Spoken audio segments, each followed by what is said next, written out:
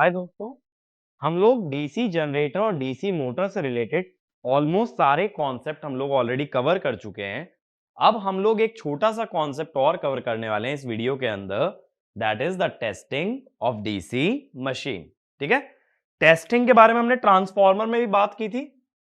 Transformer में testing का purpose क्या था?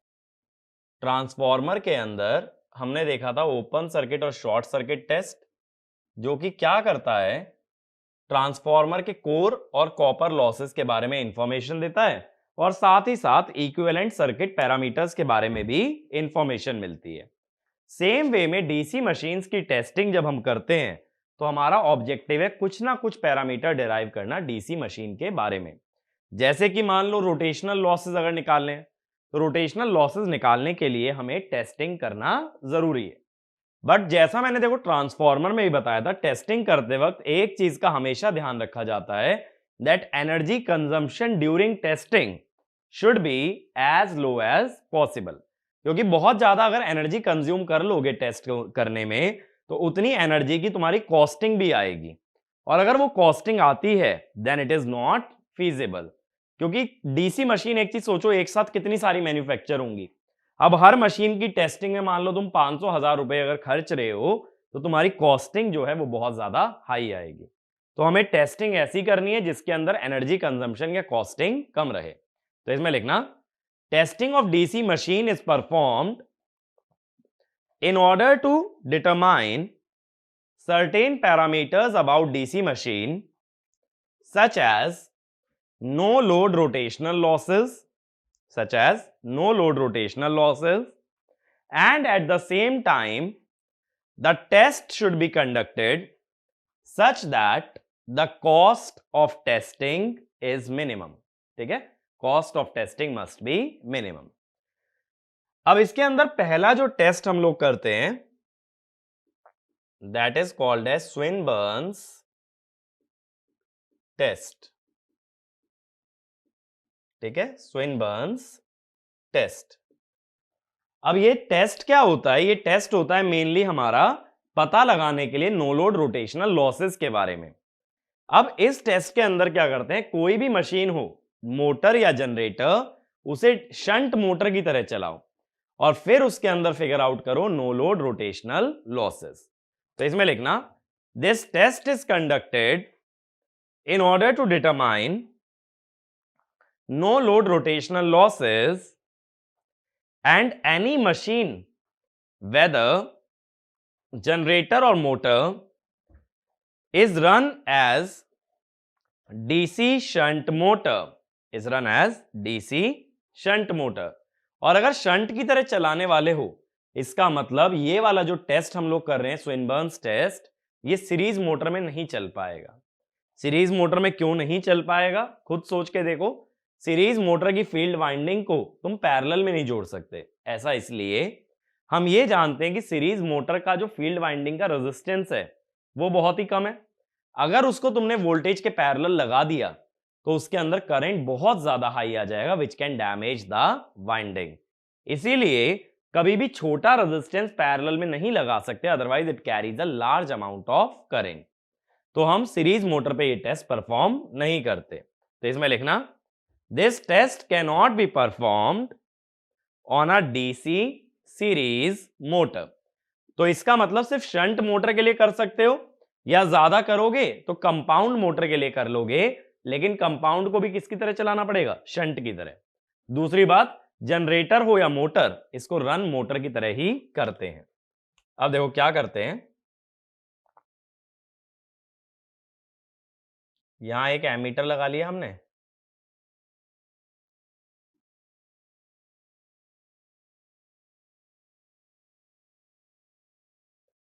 और यहां हो गया अपना RSH हो गया। ठीक है, ये हो गया VT। अब नो लोड कंडीशन में यहां जो करंट आएगा वो IA नॉट आएगा। हम लोग मोटर को किस कंडीशन में चला रहे हैं, IA नॉट। तो IA नॉट मिलेगा कैसे, ये मैं रेजिस्टेंस भी लिख देता हूं, दिस इज योर RA। ठीक है, तो IA नॉट हमें कैसे मिलेगा, वो मिलेगा एमीटर की रीडिंग से। तो हम बोलते हैं कि एमीटर रीडिंग इस सर्किट के अंदर कितनी आ जाएगी, दैट इज IA नॉट। अब अगर मैं तुमसे ये पूछूं भाई ये बताओ कि आर्मेचर में कितनी पावर इनपुट है, power input to armature. Armature में पावर इनपुट कैसे निकालोगे, वोल्टेज इनटू करंट। आर्मेचर के अक्रॉस टोटल वोल्टेज है VT और करंट है IA नॉट, तो VT इंटू IA नॉट।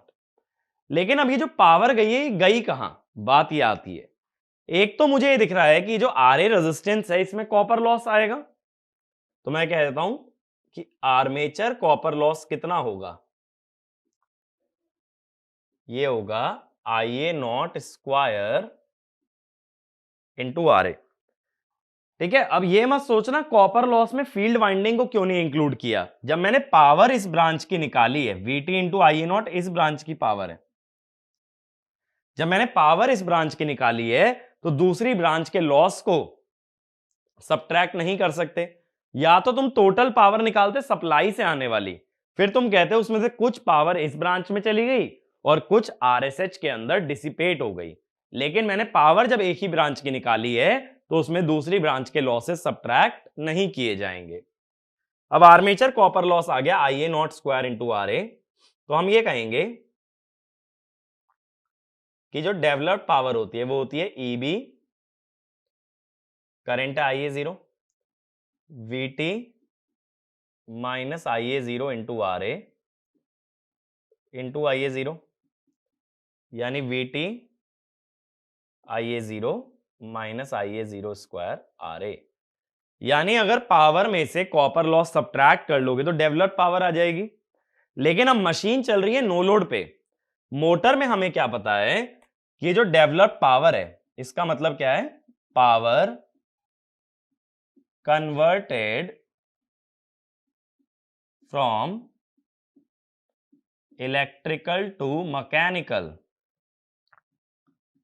अब मैकेनिकल डोमेन में जो जाने वाली पावर है वो है डेवलप्ड पावर, लेकिन इसमें से कुछ तो रोटेशनल लॉस हट जाएंगे, बची हुई पावर कहां मिलेगी, शाफ्ट पे। अगर मोटर के पावर फ्लो डायग्राम को रेफर करोगे तो लिखोगे developed power is P rotational plus P SH। अब मैं कहूंगा एट नो लोड, जब कोई लोड ही नहीं लगा तो शाफ्ट पे कोई पावर तो कंज्यूम कर नहीं रहा, तो PSH 0 हो गया। तो डेवलप पावर कितनी आ गई नो लोड पे, P रोटेशनल के बराबर। इसका मतलब क्या हुआ कि यहां रोटेशनल लॉस बन गए VT IA0 minus IA0 square into RA, ये मिल गई ना। अब इसके अंदर देखो एक लॉजिक ध्यान रखना जो कि न्यूमेरिकल्स में मेरे ख्याल से यूज भी कर चुके होगे, फिर भी लिख लो। The power developed in a motor at no load is equal to rotational loss, is equal to rotational loss.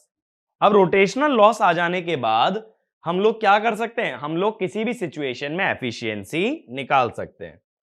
अब मैं पूछता हूं कि भाई अगर ये जनरेटर होता तब एफिशिएंसी क्या होती, एफिशिएंसी एज जनरेटर। देखो टेस्टिंग के टाइम पे तो मोटर की तरह ही चलाना है, लेकिन एक बार रोटेशनल लॉस मिल जाते हैं तब तुम चाहे तो जनरेटर की तरह चलाओ चाहे मोटर की तरह चलाओ, एफिशिएंसी दोनों केसेस में निकाल सकते हो। जनरेटर होता है तो आउटपुट पावर क्या होती है, ये होती है VT इंटू IL, और इनपुट क्या होता है, आउटपुट प्लस लॉस। अब लॉस क्या क्या होंगे, कॉपर लॉस, ब्रश ड्रॉप को ही मैं इग्नोर कर रहा हूं, शंट फील्ड वाइंडिंग का लॉस और रोटेशनल लॉस। तो जनरेटर की एफिशिएंसी क्या हो गई, output divided by output plus losses. तो ये आ गई ना जनरेटर की तरह एफिशिएंसी इसकी। बस हमने क्या किया है कि W नॉट जो है वो हमने स्विनबर्न्स टेस्ट से निकाल लिया है। अब अगर यही एक मोटर होती, मोटर अगर होती तो क्या डिफरेंस होता, कि जनरेटर का ये जो आउटपुट पावर का एक्सप्रेशन है ये मोटर के लिए इनपुट पावर बनती है। तो इनपुट पावर कितनी हो गई मोटर की? Vt into IL। और आउटपुट पावर कैसे निकालोगे? That is input power minus losses. फर्क आ गया ना, पहले इनपुट पावर आई और बाद में आउटपुट पावर आई, और अगेन इन दोनों का रेशियो लेके क्या मिल जाएगी? एफिशिएंसी। तो मैं एफिशिएंसी यहां लिख देता हूं, आउटपुट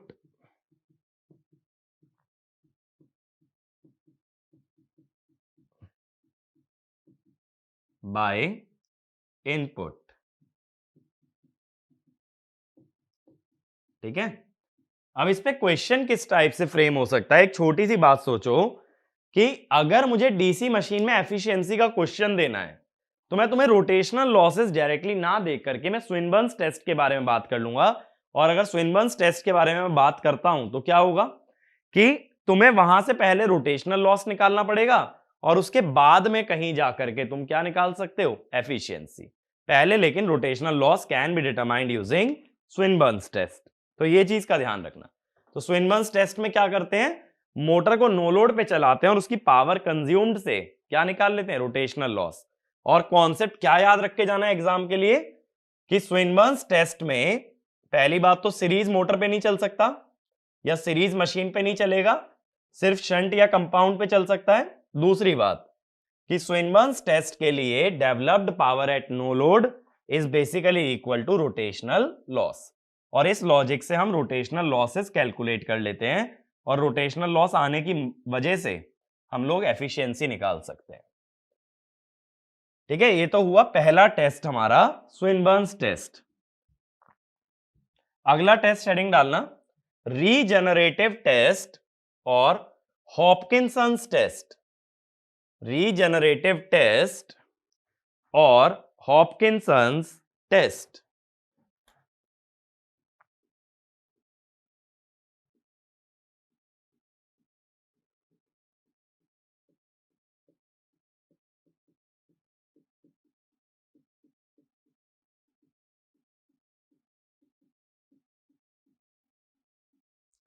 ठीक है, रीजनरेटिव या हॉपकिंसंस टेस्ट के बारे में हम लोग बात करने वाले हैं। अब पहली बात तो हॉपकिंसंस टेस्ट जो होता है ना, ट्रांसफॉर्मर के संपनर्स टेस्ट से मिलता जुलता है। ट्रांसफॉर्मर में संपनर्स टेस्ट में क्या किया था कि दो ट्रांसफॉर्मर्स को बैक टू बैक कनेक्ट कर दिया था और उनके अंदर हीट प्रोड्यूस्ड हम लोग निकाल रहे थे। सेम वे में हॉपकिंसंस टेस्ट में भी दो डीसी मशीन ली जाती हैं, एक नहीं, और दोनों के शाफ्ट आपस में जुड़े रहते हैं। पहले कनेक्शन देख लेते हैं, फिर ये सारे पॉइंट मैं लिखवाऊंगा। ठीक है, पहले कनेक्शन समझते हैं। और इस पे जो है बहुत टफ क्वेश्चन आने का चांस बहुत कम है। अगर सर्किट को सर्किट की तरह एनालाइज करोगे तो बहुत इजीली इसको सॉर्ट आउट कर सकते हो। ठीक है, ये वोल्ट मीटर लगा देते हैं, यहां पे एक स्विच लगा दिया, इधर एक और एमीटर आ गया, एक और डीसी मशीन।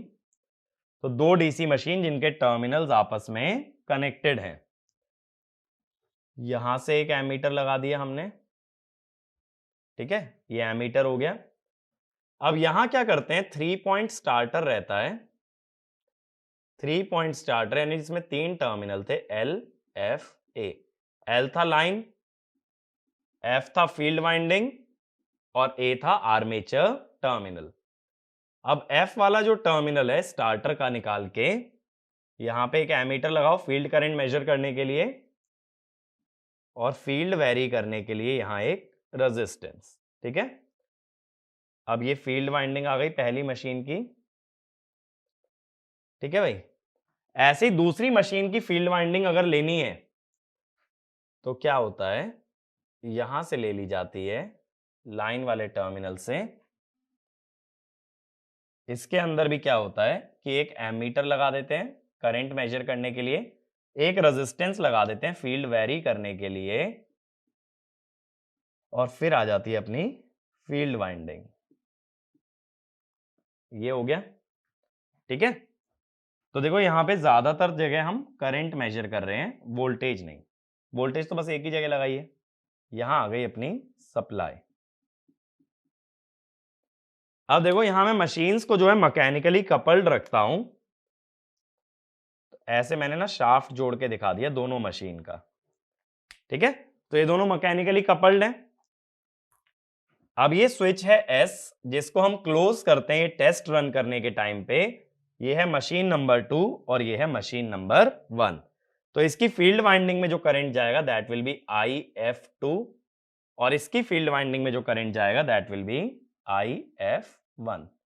तो ये दोनों फील्ड करंट किससे मेजर हो जाएंगे? ये मेजर हो जाएंगे दोनों एमीटर से। तो पहले एक पॉइंट लिखो, 2 DC machines have their terminals connected together and are also mechanically coupled and are also mechanically coupled। अब बात यह आती है इसको रीजनरेटिव टेस्ट क्यों कहते हैं? ऐसा इसलिए क्योंकि दोनों डीसी मशीन में से एक मशीन मोटर का काम करती है और एक जनरेटर का। अब जब दोनों के टर्मिनल जुड़े हैं तो जनरेटर जो भी करंट सप्लाई करेगा, जनरेटर जो भी वोल्टेज सप्लाई करेगा, वो किसे मिलेगी? मोटर को। यानी मोटर को इलेक्ट्रिकल एनर्जी कौन दे रहा है? जनरेटर। जनरेटर से एनर्जी पाके मोटर घूमेगी, और मोटर और जनरेटर का जब शाफ्ट जुड़ा हुआ है तो जब मोटर घूमेगी तो ये जनरेटर के लिए प्राइम मूवर का काम करेगी, और जनरेटर को मैकेनिकल एनर्जी देगी मोटर। यानी मोटर को इलेक्ट्रिकल एनर्जी जनरेटर दे रहा है और जनरेटर को मैकेनिकल एनर्जी मोटर दे रही है। तो दोनों ही मशीनें एक दूसरे को चला रही हैं, इसीलिए इसको कहते हैं रीजनरेटिव टेस्ट। इसमें लिखना, out of the two machines one machine acts as a generator and the other machine acts as a motor. Next point, generator supplies electrical power for the motor to run, and when the motor runs, it provides mechanical energy to the generator, or it acts as a prime mover for the generator. So generator acts as a source for motor and motor acts as a source for generator। तो motor generator के लिए source का काम करती है और generator motor के लिए सोर्स का काम करता है। That is why it is regenerative test. अब दिमाग में आ रहा होगा भाई ये तो बहुत ही बढ़िया चीज है, जनरेटर से मोटर चला लो और फिर मोटर से जनरेटर चला के इलेक्ट्रिकल एनर्जी प्रोड्यूस कर लो। लेकिन कोई भी प्रोसेस इस तरह का कभी भी 100% एफिशिएंट नहीं होता। तो होता क्या है, अगर तुम ऐसा करते भी हो कि जनरेटर से मोटर और मोटर से जनरेटर चला रहे हो तो बीच में there will be some loss of energy, और उस लॉस को हम लोग सप्लाई करेंगे यहां सप्लाई से। तो इसमें लिखना, the entire energy of generator can not be used by motor and vice versa, full stop. There is always a loss of some amount of energy, there is always a loss of some amount of energy, and those losses are supplied from external DC supply। those losses are supplied from external DC supply। ठीक है, working समझ आई इसकी? Mechanical coupling से एक machine दूसरे को mechanical power देगी और इलेक्ट्रिकल कपलिंग से एक मशीन दूसरे को इलेक्ट्रिकल पावर देगी। लेकिन अभी हमने ये कहीं नहीं लिखा कि कौन सी मशीन जनरेटर है और कौन सी मशीन मोटर है। अब एक चीज सोचो, करंट डीसी में कहां से कहां फ्लो करता है? सिंपल सा फंडा है, current always goes from higher voltage to lower voltage. तो मैं कहूंगा इन मशीन में से जिसका भी वोल्टेज ज्यादा है वो करंट डिलीवर करेगा, और जिसका वोल्टेज कम है वो करंट एब्जॉर्ब करेगा। अब किसका वोल्टेज ज्यादा होगा? जो मशीन या जनरेटर के अंदर वोल्टेज बनता है वो फ्लक्स इनटू स्पीड के प्रोपोर्शनल है। स्पीड दोनों की बराबर है, दोनों मैकेनिकली कपल्ड है। तो किसका वोल्टेज ज्यादा बनेगा ये किस पे डिपेंड हो गया? फ्लक्स पे। फ्लक्स खुद किस पे डिपेंड करता है? फील्ड करंट पे। तो मैं कहूंगा जिसका फील्ड करंट ज्यादा उसका फ्लक्स ज्यादा, उसका ईएमएफ भी ज्यादा, तो वो करंट डिलीवर करेगा, और जिसका फील्ड करंट कम उसका फ्लक्स कम, उसका ईएमएफ कम, तो वो पावर एब्जॉर्ब करेगा। तो इसमें लिखना, The machine which has higher EMF delivers current and the machine with lower EMF absorbs current. ठीक है, next point. Since the two are mechanically coupled, their speeds are equal and hence the machine having higher flux will have higher induced EMF. ठीक है, next point. For this purpose, the field current of one machine should be higher than the other, and the machine with higher field current will act as generator, and the machine with lower field current will act as motor. ठीक है, तो अब मैं ऐसा assume कर लेता हूं, मैं ऐसा कर रहा हूं कि सेकंड मशीन का फील्ड करंट फर्स्ट वाले से ज्यादा है, तो ये जो सेकंड वाली मशीन है ये जनरेटर का काम करेगी और जो वन वाली मशीन है वो एक मोटर का काम करेगी। अब देखो, जनरेटर करंट को डिलीवर करेगा तो यहां से करंट आया I2 और ये एब्जॉर्ब करेगा क्योंकि मोटर है तो I1। सपोज सप्लाई से I करंट आ रहा है तो I1 को क्या लिख सकते हो, KCL के हिसाब से I2 प्लस I। ये हो गया करंट। ठीक है, अब ऐसा मान लो, पहले एक अप्रोक्सीमेट एनालिसिस की मैं बात कर रहा हूं जो कि हर बुक के अंदर गिवन होता है। एग्जैक्ट भी बात करेंगे कि न्यूमेरिकल्स में क्या करना होता है, पहले अप्रोक्सीमेट की बात करते हैं। मान लो ईटा एम है मोटर की एफिशिएंसी और ईटा जी है जनरेटर की एफिशिएंसी। अब सोचो अगर ये वोल्टेज जो टर्मिनल वोल्टेज है ये VT है, तो मुझे ये बताओ कि जनरेटर का आउटपुट कितना आया, VT इंटू I1, क्योंकि जनरेटर ने VT इंटू I2, जनरेटर ने कितना करंट डिलीवर किया, I2। तो अगर मैं कहूं जनरेटर का आउटपुट जानते हुए जनरेटर का इनपुट निकालना है तो एफिशिएंसी से डिवाइड कर दो। ठीक है, अब मैं कहूं कि मोटर में कितना इनपुट गया, मोटर में करंट गया है I1, तो मोटर इनपुट है VT I1। ठीक है, VT I1 है मोटर का इनपुट, तो मोटर का आउटपुट कितना है, एफिशिएंसी से मल्टीप्लाई कर दो। अब हमें पता है मोटर और जनरेटर मैकेनिकली कपल्ड हैं, तो मोटर जितना मैकेनिकल आउटपुट देगी जनरेटर उतना ही मैकेनिकल इनपुट लेगा। तो ये दोनों पावर्स को मैं इक्वेट कर देता हूं, VT I2 by eta G, eta M VT I1। अब अगर ईटा जी और ईटा एम को बराबर मान लिया जाए, इसीलिए मैं इसको अप्रोक्सीमेट एनालिसिस कह रहा था, तो ये ईटा हो जाएगा। अब देखना जरा, क्रॉस मल्टीप्लाई करना, VT तो कट गया, ईटा square is I2 bye I1, यानी एफिशिएंसी कितनी हो गई, root over I2 bye I1। I2 माने जनरेटर आर्मेचर करंट और I1 माने मोटर आर्मेचर करंट।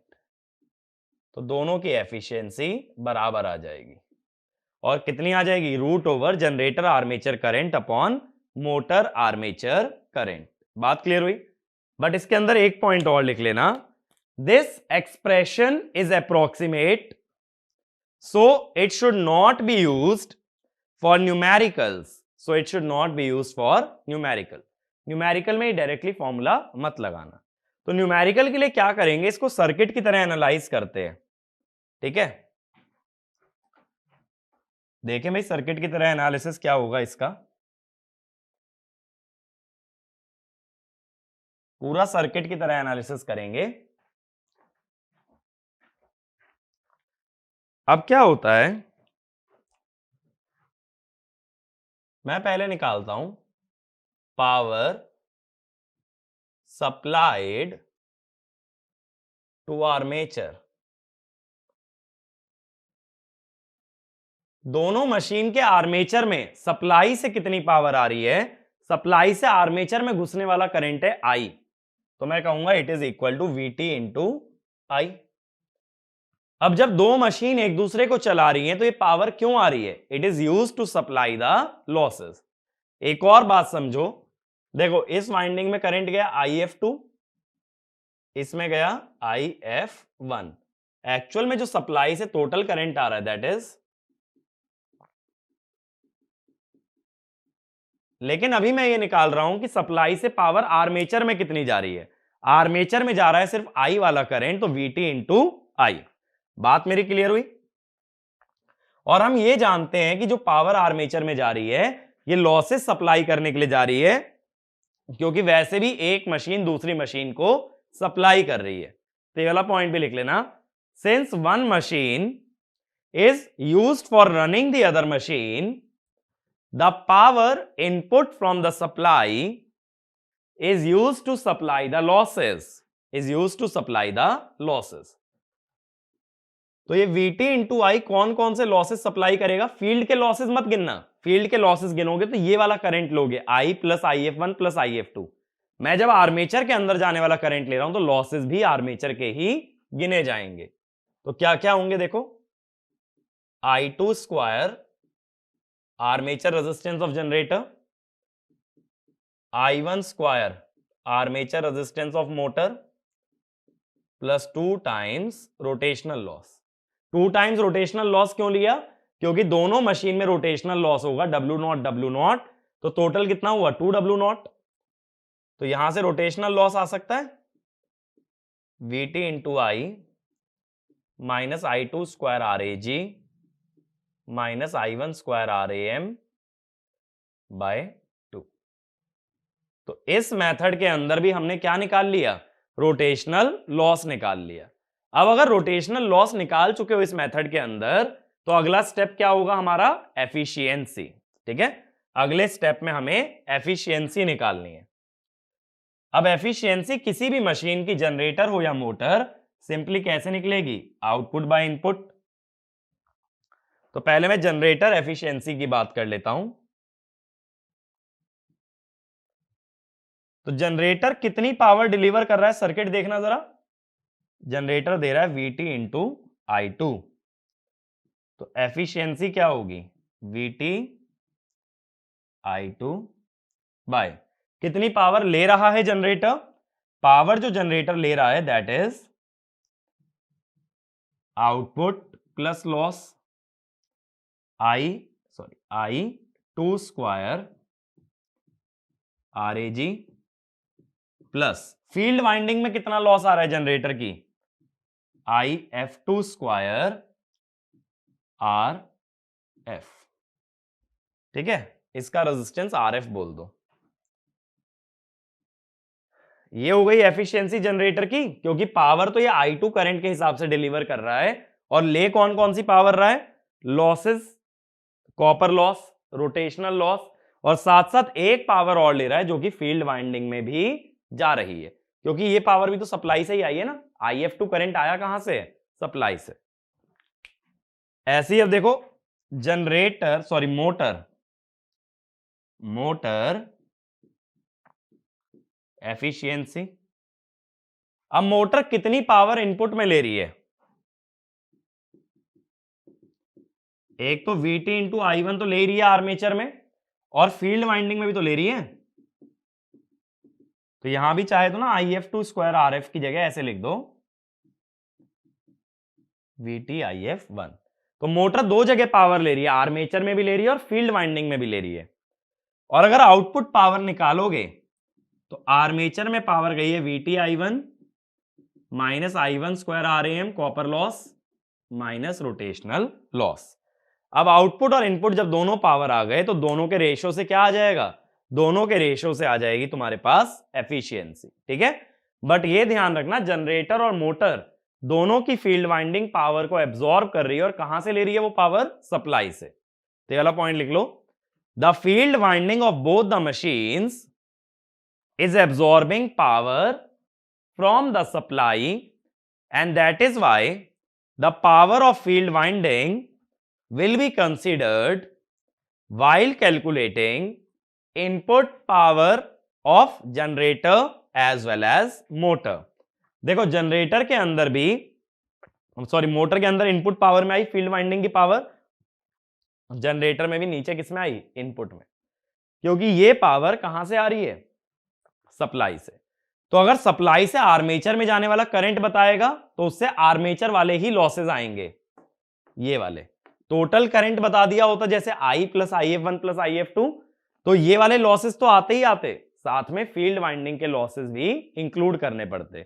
यानी अगर सप्लाई से देख रहे हो करंट तो वो कौन कौन सी पावर दे रहा है, लॉसेस के बराबर। और अगर सप्लाई से आर्मेचर में जाने वाला करंट देख रहे हो तो कौन सी पावर आ रही है, जो या लॉसेस कौन से आ रहे हैं, जो आर्मेचर में होते हैं, यानी कॉपर लॉस और रोटेशनल लॉस। फील्ड वाइंडिंग का लॉस नहीं आएगा। बात क्लियर हुई? तो ये होता है हमारा रीजनरेटिव और हॉपकिंसंस टेस्ट। और इसका फायदा क्या है कि यहां मशीन्स को अपन फुल लोड पे चला रहे हैं, और फुल लोड पे चलाते हुए भी मैंने कोई लोड कनेक्ट नहीं किया। जनरेटर के लिए मोटर लोड है, मोटर के लिए जनरेटर लोड है, तो इफेक्टिवली कोई लोड ही कनेक्ट नहीं किया, तो जो भी पावर कंज्यूम हो रही है that is equal to losses, और इसी वजह से कॉस्टिंग कम है। तो एक पॉइंट लिखना, in this method the machines are tested at full load without actually connecting rated load to the machine, without actually connecting rated load to the machine, and the power from supply is equal to losses, so the cost of testing is very low। मैंने ये कहा था ना costing बहुत कम रखनी है। तो देखो डीसी मशीन में दो ही टेस्ट होते हैं, एक तो रीजनरेटिव और हॉपकिंसंस, और एक होता है स्विनबर्न्स। स्विनबर्न्स में हमने क्या किया था, नो लोड रोटेशनल लॉस निकाले थे। ऐसे ही हॉपकिंसंस में भी रोटेशनल लॉसेस डिराइव किए हैं दो मशीन की मदद से, और बाद में एफिशिएंसी निकाली है। तो इसमें देखो गेट पे तो न्यूमेरिकल आने का चांस नामुमकिन है इस टॉपिक पे से, अभी तक तो कोई न्यूमेरिकल आया नहीं है। तो इसीलिए ये सब जो क्वेश्चन है ना, ये तुम्हारे अदर एग्जाम्स के अंदर पूछे जा सकते हैं, इवन यूनिवर्सिटी लेवल पे ही पूछा जा सकता है, बट गेट के अंदर इसकी प्रोबेबिलिटी बहुत ही कम होती है। ठीक है, तो इस लेक्चर के अंदर इतना ही कवर करेंगे। हमारा डीसी मशीन का ऑलमोस्ट सारा पोर्शन कवर हो चुका है। अगर कभी कोई नया टॉपिक ऐड होता है तब हम लोग इस चीज में वो टॉपिक्स को ऐड कर लेंगे, but overall all exam point of view से जितनी आपको डीसी मशीन की नॉलेज चाहिए दैट इज सफिशिएंट। ठीक है, इतना कवर करते हो तो ऑलमोस्ट सारे एग्जाम्स का सिलेबस डीसी मशीन के लिए आपका कवर्ड है। ठीक है, तो इस लेक्चर को यहां पे वाइंड अप करते हैं, और नेक्स्ट चैप्टर में हम लोग स्टार्ट करेंगे सिंक्रोनस। Thank you.